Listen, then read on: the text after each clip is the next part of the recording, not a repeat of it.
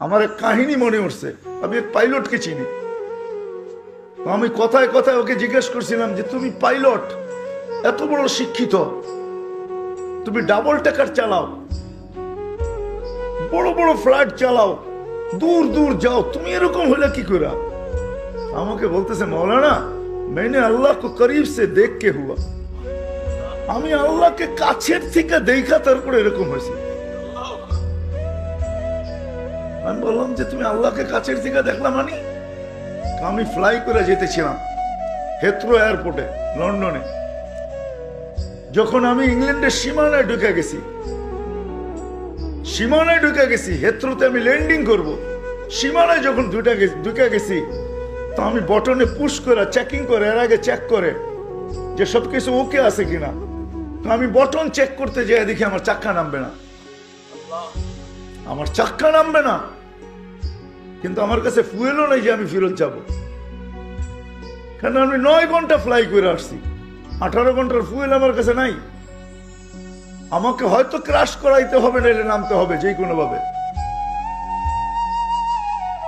বলে আমি হেথ্রো টাওয়ারের সাথে যোগাযোগ করছি যে আমার এই অবস্থা, কি করবে করো, আমার কাছে ফুয়েল নাই, আমাকে হয়তো ক্রাশ হইতে হবে, নাহলে কোনো ব্যবস্থা হইতে হবে যে আমি ল্যান্ড করতে পারি। হেথ্রো এয়ারপোর্টের ভিতরে কিয়ামত হয়ে গেছে, কিয়ামত, যে এই জাহাজকে ল্যান্ড করাবে তো করাবে কি করে। তারপরেও একটা সিস্টেম থাকে, ঠিক না? কিন্তু বলে ওই সময় যখন আমি ল্যান্ড করতেছি প্রসেসিং এর মাধ্যমে, তখন আমার হঠাৎ মনে উঠছে আমি না মুসলমান।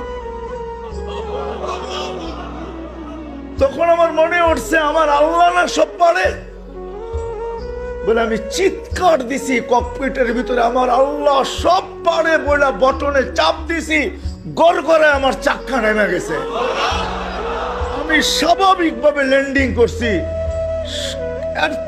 এর আগের কিয়ামতের চেয়ে বড় কিয়ামত হয়ে গেছে, পুরা এয়ারপোর্ট ছুটে আসছে। তুমি আমাদেরকে এই ধোকা দিলে, তো দিলে কেন? তোমার জন্য হেথ্রো এয়ারপোর্টের মতো হাজারো ফ্লাইটকে আমরা বাতিল করছি, ডাইনে বামে পাঠায়া দিছি যে অঘটন থেকে বাঁচার জন্য। তুমি তো স্বাভাবিকভাবে ল্যান্ডিং করলে। আমি বললাম যে চেক করো, তারপরে কথা বলো। ওরা যখন চেক করছে, চেক করার পরে দেখছে এই চাক্কা নামলো, তো নামলো কিরা, তোর সব সিস্টেম তো ফেল, এটা কি করে নামলো? বলে আমি দ্বিতীয়বার দরজার ভিতরে দাঁড়ায় চিৎকার দিছি আমার রব সব পারে। তখন আমি এয়ারলাইন্সের মালিককে, এয়ারলাইন্স চালাদেরকে চাবি বুঝাইয়া দিছি, লাও তোমাদের চাবি, 4 মাস পরে চাবি